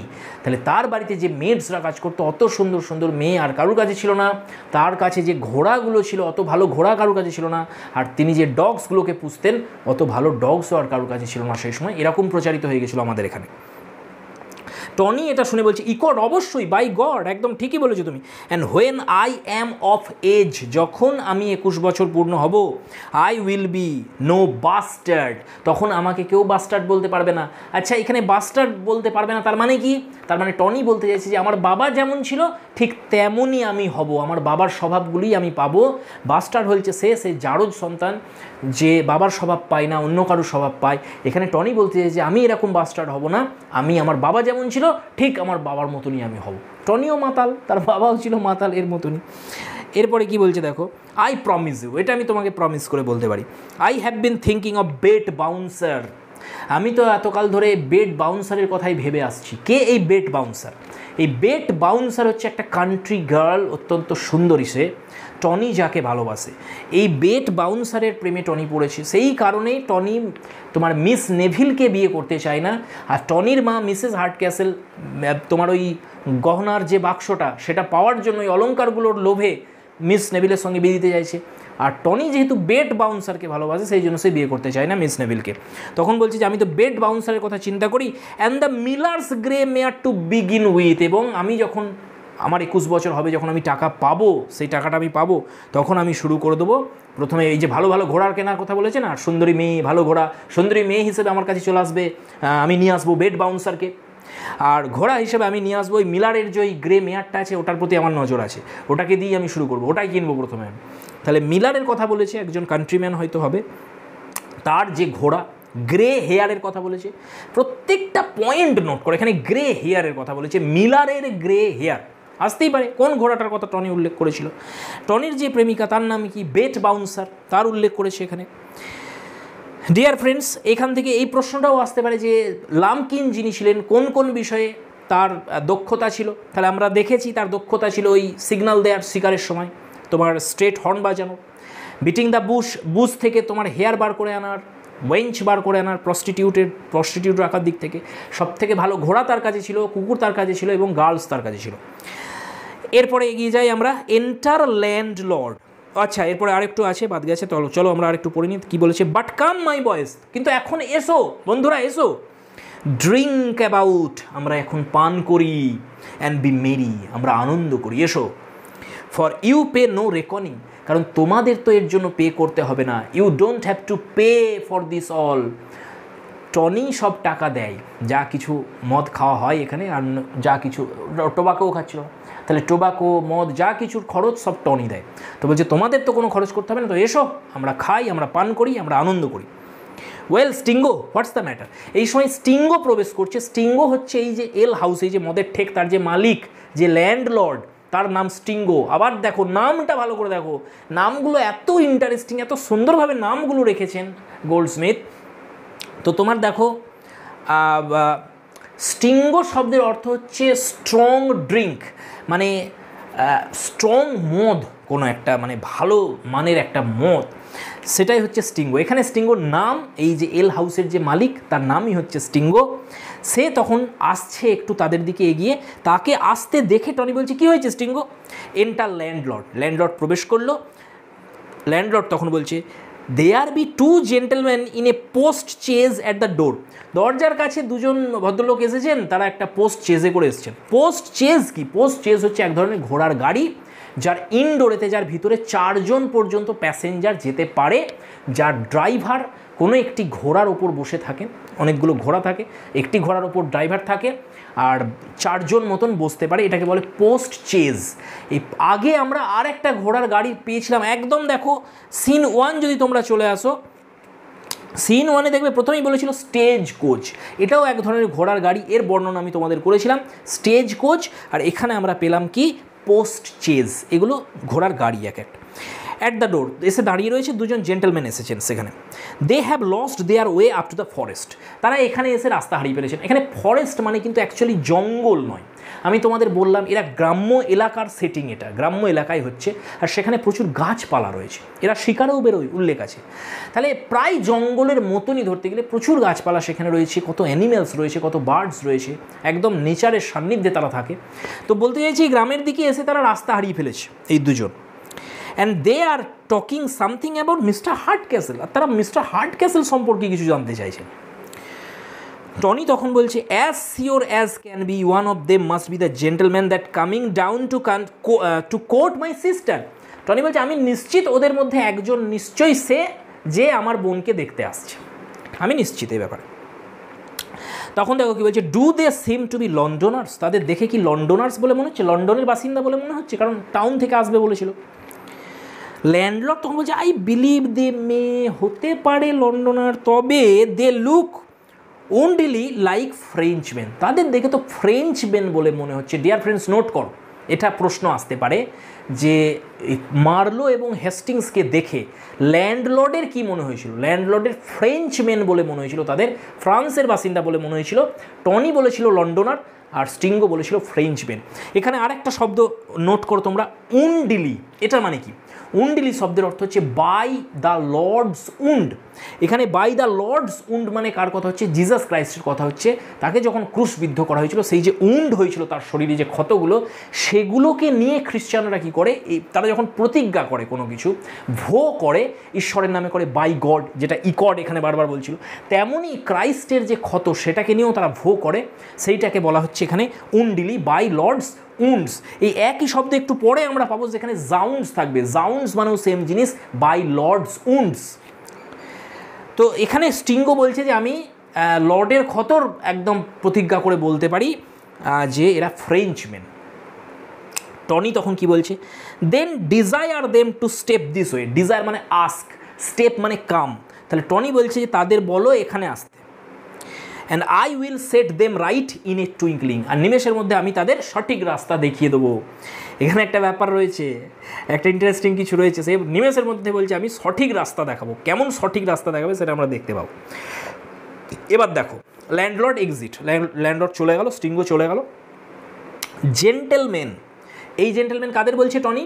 তার বন্ধুদের বলছে, gentleman, as they may not be good enough company for you, যেহেতু এই যে দুজন জেন্টলম্যান এসেছে তারা তোমাদের সঠিক বন্ধু হতে পারবে না, মানে তোমাদের সাথ দিতে পারবে না যেভাবে আমি দিচ্ছি, তাই step down for a moment, তোমরা একটু অপেক্ষা করো, and I will be with you in the squeezing of a lemon. একটা লেবুকে স্কুইজ করতে যতটা সময় লাগে ঠিক ততটুকু সময়ের মধ্যে আমি এক্ষুনি ফিরে আসবো তোমাদের কাছে, তোমরা আপনারা একটু অপেক্ষা করুন, এখানে আমি যাব আর আসবো। টনি চলে গেল, টনি অ্যালোন, এক্সুয়েন্ট মব, অর্থাৎ এখানে তারা যে ওই যারা ছিল এখানে তারা একটু কিছুক্ষণের জন্য বেরিয়ে গেল, এবার ওই দুজন প্রবেশ করছে, টনি আর কি তাদের সাথে কথা বলবে। টনি অ্যালোন, টনি একা একা বলছে, তার মানে আচ্ছা এখানে লক্ষ্য করার বিষয় যে ল্যান্ডলর্ড চলে গেল ঘরটা থেকে, রুমটা থেকে, টনি তাদের জেন্টেলম্যানদের বললো তারা একটু আপনারা চলে যান বাইরের দিকে, তারা আসুক, তাদের সাথে আমি কথা বলিনি। তো এই মব যারা ছিল তারা চলে গেল, টনি সেখানে রয়েছে, টনি অ্যালোন, টনি একা রয়েছে। টনি এবার কি বলছে দেখো, একা একাই মনে মনে বলছে, father in law has been calling me whelp and hound this half year. বলছে আমার যে বাবা, সৎ বাবা এখানে মিস্টার হার্টক্যাসল, তিনি এই 6 মাস ধরে আমাকে কি না কি বলেছেন, তিনি আমাকে হোয়েলপ বলে ডাকছেন, হাউন্ড বলে ডাকছেন। হোয়েলপ মানে হচ্ছে ইয়াং ফক্স, তিনি আমাকে শেয়াল বলে অপমান করেন, তিনি আমাকে হাউন্ডস বলেন, কুকুর বলে অপমান করেছেন। Now if I pleased I could be so revenged upon the old গ্রাম্বেলটনিয়ান। এখন আমার সময় এসেছে, আমি এর প্রতিশোধ নেব, এই বৃদ্ধ এই মানে খুঁতখুঁতে এই বুড়োর ওপরে আমি একটা প্রতিশোধ নেব। গ্রাম্বেলটনিয়ান মানে হচ্ছে ফল্ট ফাইন্ডার, যে লোকের দোষ দেখে বেড়ায়। ওল্ড বলেছে, মিস্টার হার্টক্যাসলের কথা বলছে, এই যে বুড়ো, এই খুঁতখুঁতে সবসময় লোকের ভুল খুঁজে বেড়ায়, এখানে টনির ভুল খুঁজে বেড়ায় আর কি বলতে চাইছে, কারণ টনিকে সে একদম ভালো চোখে দেখে না। সে কি না কি বলছিল টনির সম্পর্কে সেটা আমরা প্রথমেই ফার্স্ট সিনেতেই দেখতে পেয়েছিলাম। But then I am afraid, কিন্তু একটা ভয় রয়েছে, এটা বলার পরেই আবার সে বলছে অ্যাফ্রেড অফ হোয়াট, কিসের ভয়, নিজেই বলছে একটা ভয় আছে, দিয়ে বলছে কিসের ভয়, ভয়টা কিসের। I shall soon B worth 1500 এ ইয়ার, কিছুদিনের মধ্যেই তো আমি 1500 পাউন্ড করে বছরে 1500 পাউন্ডের মালিক হতে চলেছি, আমার আবার ভয় কিসের। And let him frighten me out of that. That বলতে কি বোঝানো হয়েছে, দ্যাট মানে ওই 1500 পাউন্ডসের কথা বলছে। ইফ হি ক্যান, তার যদি ক্ষমতা থাকে আমাকে ওই 1500 পাউন্ড পাওয়ার হাত থেকে আটকে দেখা, মনে মনেই বলছে এটা। এই যখন কথাবার্তা হচ্ছে এই সময় কী হচ্ছে, এন্টার ল্যান্ডলর্ড, এবার স্টিঙ্গো প্রবেশ করছে সেখানে, কন্ডাক্টিং মার্লো অ্যান্ড হ্যাস্টিংস। স্টিঙ্গোর সাথে কে কে আছে, মার্লো আর হ্যাস্টিংস, দুজন জেন্টলম্যান তার সাথে প্রবেশ করছে। আমি তোমাদের বললাম না এই বার্নার্ড শ নয়, বার্নার্ড শ হলে এইবার তুমি দেখতে একবার যে মার্লোর বর্ণনা কতক্ষণ ধরে চলতো আর হেস্টিংসের যে বর্ণনা তার কতক্ষণ ধরে উনি বর্ণনাই করতে নিতেন। কিন্তু গোল্ডস্মিথ এরকম না, ইনি বর্ণনাগুলো এই ডায়ালগের মাধ্যমেই দিয়ে দেন, আলাদা করে সেটিং এত বিশেষ বর্ণনা করেন না উনি। মার্লো কি বলছে দেখো, what a tedious uncomfortable day have we had of it. Oh, সারাদিন কি কষ্ট যে গেল, কি সমস্যার মধ্য দিয়ে আমরা চলেছি। We were told it was but 40 Miles, আমাদের তো বলা হয়েছিল যে মাত্র 40 মাইলের রাস্তা অ্যাক্রস দ্য কান্ট্রি, এই গ্রামের দিকে আমাদের মাত্র 40 মাইল হাঁটতে হবে।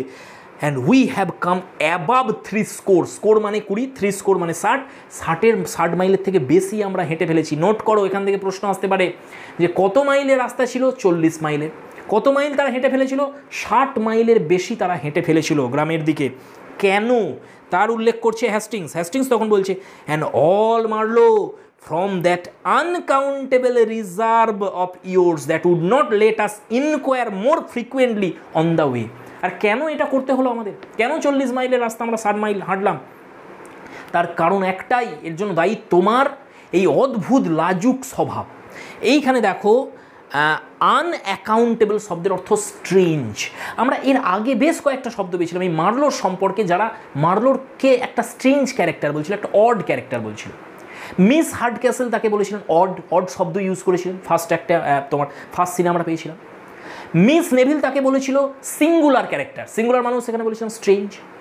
আর প্রথমেই একদম আমরা পেয়েছিলাম মিসেস হার্টক্যাসল মিস্টার হার্টক্যাসলকে বলেছিলেন পার্টিকুলার, সেটার মানুষ ছিল স্ট্রেঞ্জ বা অড। আবার এখানে আরেকটা শব্দ পেলাম আমরা, দেখো আনঅ্যাকাউন্টেবল, এটার মানেও হচ্ছে স্ট্রেঞ্জ। তাহলে তোমার এই যে স্ট্রেঞ্জ একটা অদ্ভুত যে রিজার্ভ, ওই যে বলেছিল মিস্টার হার্টক্যাসল যে রিজার্ভ ক্যারেক্টার, একটা বেশ লাজুক চরিত্র, তো তোমার এই লাজুক স্বভাবের জন্য, এই চাপা স্বভাবের জন্য আমরা বারবার যে জিজ্ঞাসা করব মানুষজনকে যে রাস্তাটা কোন দিকে, সেটাও তুমি আমাকে জিজ্ঞাসা করতে দিচ্ছিলে না।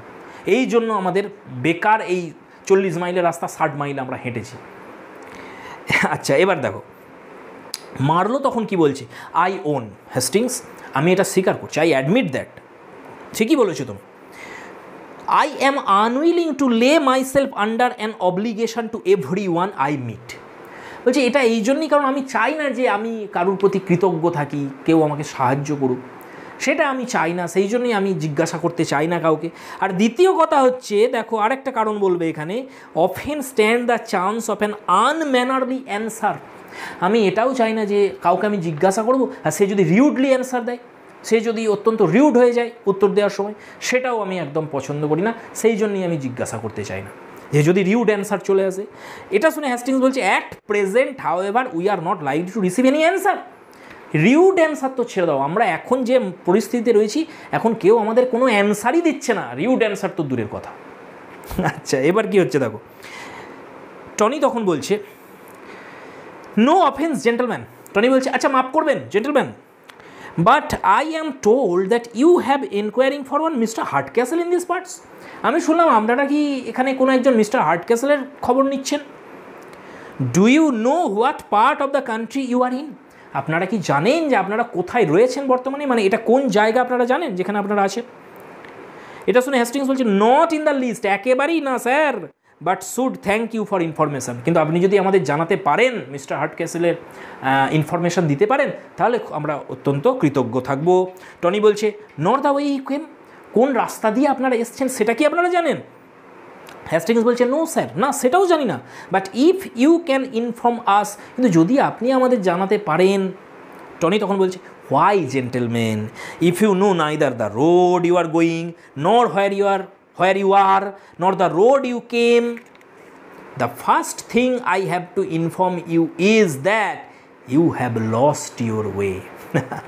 তাহলে টনি বলছে যে জেন্টেলম্যান কিছু মনে করবেন না, কোথা থেকে এসেছেন আপনারা সেটাও জানেন না, কোথায় আছেন সেটাও জানেন না, কোথায় যেতে চাইছেন সেটাও জানেন না, তাহলে প্রথম যে ইনফরমেশানটা আমি আপনাদের দেব সেটা হচ্ছে আপনারা হারিয়ে গেছেন। মজা করে বলছে দেখো, মারলো তখন বলছে, we wanted no ghost to tell us that, আর এটা আমাদের জানানোর জন্য, আমরা যে হারিয়ে গেছি এটা জানানোর জন্য কোনো গোস্টকে প্রয়োজন নেই আমাদের, কোনো ভূত আমাদের এসে এটা বলুক, এটা আমরা চাই না। আচ্ছা এখানে গোস্ট বলতে কি উল্লেখ করা হয়েছে, এখানে আসলে একটা অ্যালিউশন আছে, এর আগেও আমরা অ্যালিউশন পেয়েছিলাম, মিস হার্টক্যাসেল অ্যালিউশন দিয়েছিলেন হেনরি দ্য ফোর্থ নাটকের শেক্সপিয়ারে, এখানে আবার আমরা পাবো শেক্সপিয়ারের হ্যামলেট।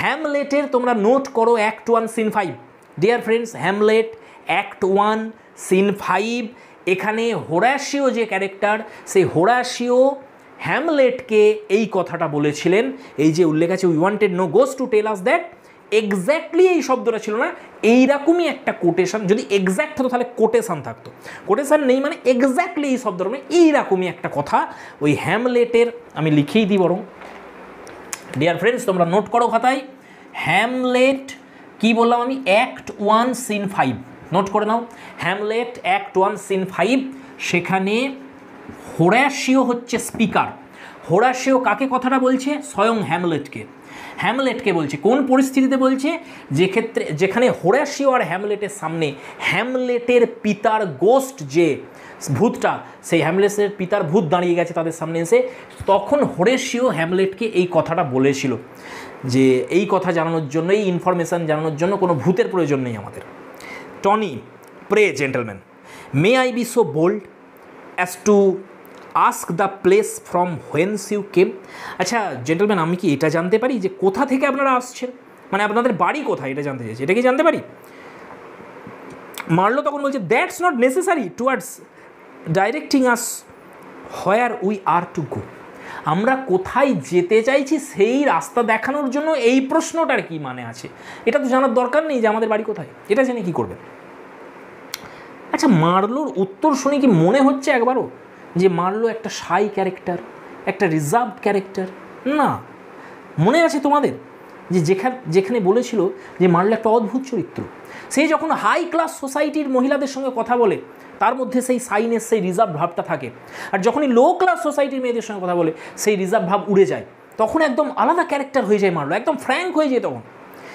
ঠিক একই জিনিস পুরুষের ক্ষেত্রেও সত্য। দেখো এই টনির সঙ্গে যখন কথা বলছে, টনিকে দেখেই তো মনে হচ্ছে একটা মাতাল, তার পোশাক আশাক ভালো নয়, গ্রাম্য একটা ছেলে, তার সঙ্গে যখন এল হাউসে কথা বলছে সে কেমনভাবে উত্তর দিচ্ছে দেখো তাকে, কোথায় সাইনেজ মারলো?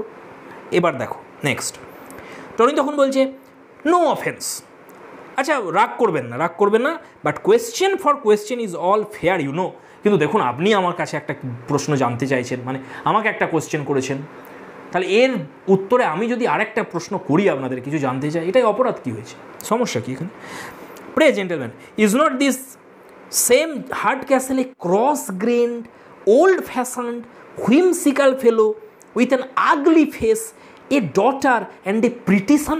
আচ্ছা আপনারা কি সেই হার্ড ক্যাসেলের কথা জানতে চাইছেন যিনি হচ্ছেন ক্রস গ্রেন মানে ব্যাড টেম্পার, অর্থাৎ যিনি হচ্ছেন অত্যন্ত বদমেজাজি লোক, একটা ওল্ড ফ্যাশন, একটু পুরনো দিনের, হুইমসিক্যাল একটা পাগলা টাইপের একটা লোক, আর তার মুখটা হচ্ছে অত্যন্ত খারাপ যাকে দেখতে, আগলি ফেস রয়েছে, তার একটা মেয়ে আছে, আর একটা খুব সুন্দর ছেলে আছে, ছেলের জন্য প্রিটি, আর হার্ড ক্যাসেলের জন্য আগলি ফেস। যত তার ঘৃণা হার্ড ক্যাসেলের প্রতি সব উগড়ে দিচ্ছে এখানে। তাহলে বলছে এই সেই হার্ড ক্যাসেলের খোঁজ করছেন আপনারা? তখন হেস্টিংস বলছে we have not seen the gentleman, আমরা এখনও সেই ভদ্রলোকের দেখা পাইনি, তাকে দেখিনি আগে কখনো আমরা। But he has the family you mention, কিন্তু তার যে পরিবারের কথা আপনি উল্লেখ করলেন, অর্থাৎ একটা মেয়ে আর একটা ছেলে, হ্যাঁ এটা সঠিক, তার একটা মেয়ে আর একটা ছেলে আছে। তখন দেখো টনি কি বলছে, the daughter a tall trapesing trolloping talkative maypole. আচ্ছা তার মেয়েটা কি এরকম কি যে খুব লম্বা, আর একটা ট্র্যাপেসিং মানে আনটাইডি, অগোছালো টাইপের, আর ট্রলোপিং মানে ডার্টি, খুব নোংরা, আর টকেটিভ খুব কথা বলে বকবক করে, মেপল কাঠখোট্টা একটা মেয়েটা কি এরকম? দেখো তার নিজের বোনের কি বর্ণনা দিচ্ছে সে টনি। তাহলে বলছে খুব লম্বা, খুব বকবক করে, নোংরা, আনটাইডি, এবং পোল হচ্ছে একটা কাঠের খুঁটি, যেটা তোমার ওই একটা ফেস্টিভ্যাল হয় খ্রিস্টানদের, সেই সময় কি করা হয়, তার চারিদিকে অনেক কাপড় জড়ানো হয়, তো সেইটাকে বলছে যে পোল বলে, মে মাসে এই উৎসবটা হয়। তখন বলছে সেই কাঠখোট্টা টাইপের সেই যে মেয়েটা, তার সেই রকমই কি। আর the son a pretty well bred agreeable youth that everybody is fond of. আর তার ছেলেটা কি এরকম যে ছেলেটা খুব সুন্দর, আর খুব সুন্দরভাবে তার শিক্ষা দীক্ষা রয়েছে, সে খুব এগ্রিয়েবল ইউথ, সবাই তাকে পছন্দ করে। আপনি কি সেই মিস্টার হার্ড ক্যাসেলের কথা বলছেন যার মেয়ে আর তার ছেলের বর্ণনা এটা? মারলো এটা শুনে বলছে our information differs in this, আমরা যেটা শুনেছি এটা তো সেরকম নয়, এটা তো পুরো উল্টো বলছেন আপনি। The daughter is said to B well bread and beautiful, মেয়েটাকে তো শুনেছি নাকি মেয়েটা খুব সুন্দরী, আর মেয়েটা খুব ওয়েল ব্রেড, খুব শিক্ষিতা। দ্য সান অ্যান অকওয়ার্ড বুবি, আর ছেলেটা তো হচ্ছে একটা stupid, রিয়ার্ড up and spoiled at his mother's apron string, ছেলেটা হচ্ছে তার মায়ের আদরে বাঁদর হয়েছে। আমরা তো এরকম শুনেছি যে তার মা আদর করে ছেলেটাকে বিগড়েছে, আর মেয়েটা অত্যন্ত সুন্দরী এবং অত্যন্ত শিক্ষিতা, আমরা তো এরকম শুনেছি। টনি দেখো এটা শুনে খেপে গেছে। টনি কি বলছে দেখো, হে হে হে, ও রাগ কন্ট্রোল করছে হাসির মাধ্যমে, ও হেসে বলছে দেন gentleman, all I have to tell you is that you won't reach Mr. Hardcastle's house this night, I believe. তাহলে তো আপনাদের জানাতেই হচ্ছে যে আজ আর আপনারা মিস্টার হার্ডক্যাসলের বাড়িতে পৌঁছাতে পারবেন না। এটা শুনে হেস্টিংস বলছে আনফর্চুনেট, কি দুঃখের ব্যাপার। টনি তখন বলছে it's a damned long dark boggy dirty dangerous way. তাদের ভয় দেখানোর জন্য রাস্তাটা সম্পর্কে কতগুলো অ্যাডজেক্টিভ দেখো ইউজ করেছে। লং অনেক দূরের রাস্তা, বগি মানে কর্দমাক্ত কাদায় ভরা, ডার্ক এটা অন্ধকারময় রাস্তা, ডার্টি নোংরা রাস্তা, এবং ডেঞ্জারাস খুব বিপজ্জনক একটা রাস্তা। স্টিঙ্গো, এবার স্টিঙ্গোকে বলছি ল্যান্ডলর্ডকে, tell the gentleman the way to mister Hardcastle, mister হার্ডক্যাসলের বাড়ির রাস্তাটা বলে দাও তো তাদের।